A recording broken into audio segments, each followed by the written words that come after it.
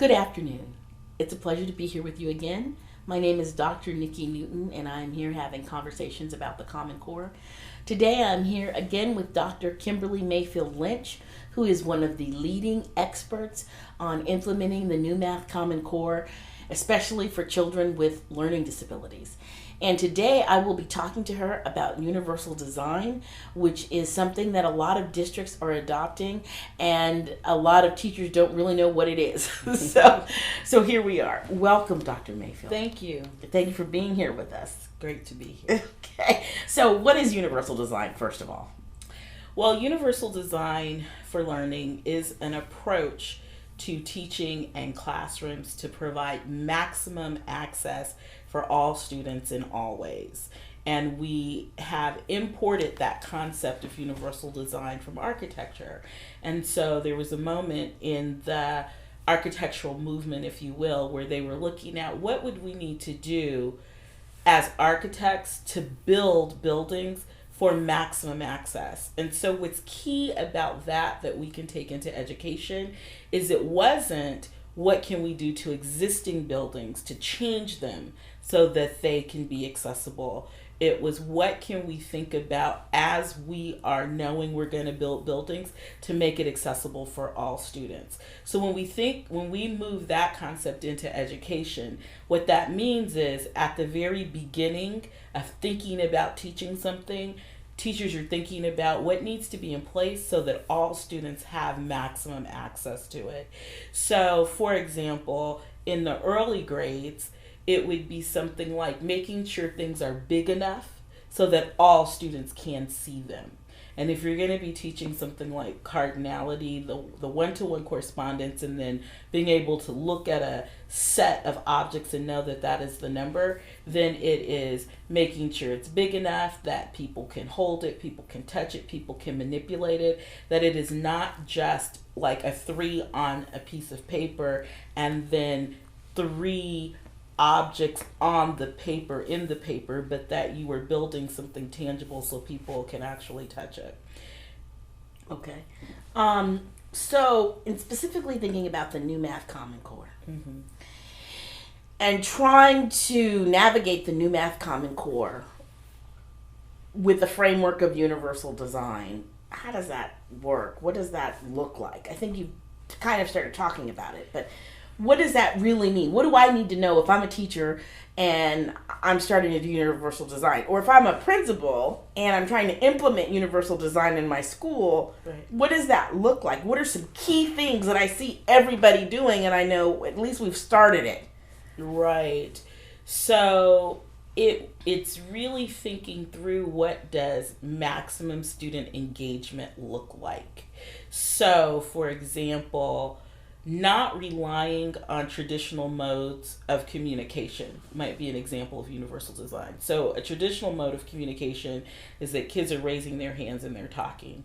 So maybe in universal design you would have whiteboards so that students could write on the whiteboard. So that means that everybody has access. People who don't speak as well, people who have English as a second language, they can demonstrate that they have an understanding by doing something on a whiteboard and showing it in class when it's called for. If the student has difficulty writing, then maybe it is putting things on that board that might be magnetic so that they could move things around and then show, or maybe having someone that can hold it up and show. So it's thinking about multiple ways to do one thing at the same time.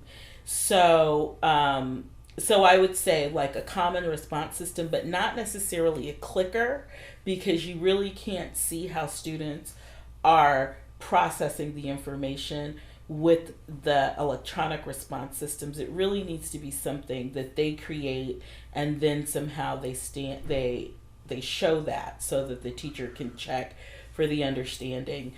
Some of it has to do with the setup of the classroom so that students can be part of what is happening. So if you're using desks, making desks or your table arrangement so that a student who's in a wheelchair could have access to the learning that is happening. And it's also being mindful of things like, if you want kids all on the rug, can all of the kids in the class physically get on the rug?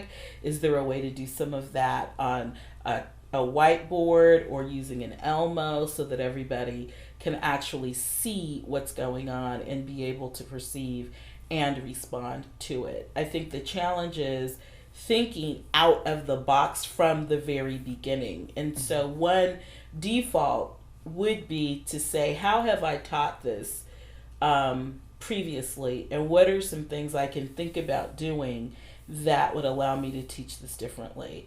And so I like to think of the multiple intelligences as a way to provide access. Now, multiple intelligences, we know, is like how your brain is operating or your preferred mode of learning, but those can give greater access to students, and sometimes you're giving access in ways that you didn't even know access needed to be granted. Mm-hmm.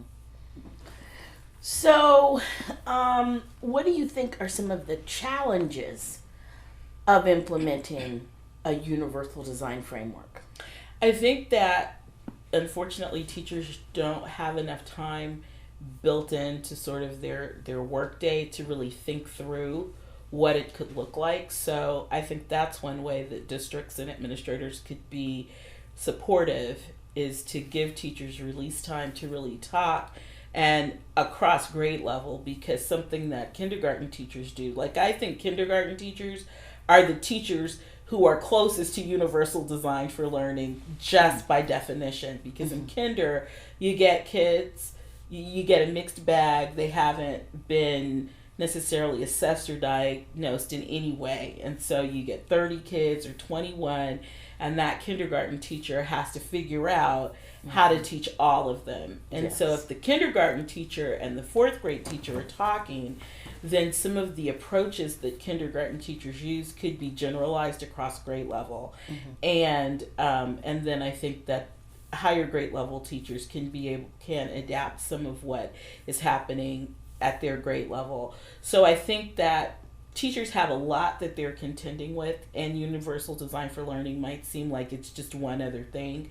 But if they have the time to really talk to each other, and I mean more than like a 45-minute, chunk of time, but if they have, 2 hours every week or a couple of times in a month, then they can really put their creative thinking hats on and share strategies across grade level and within grade level, so that they're able to provide maximum access from the beginning.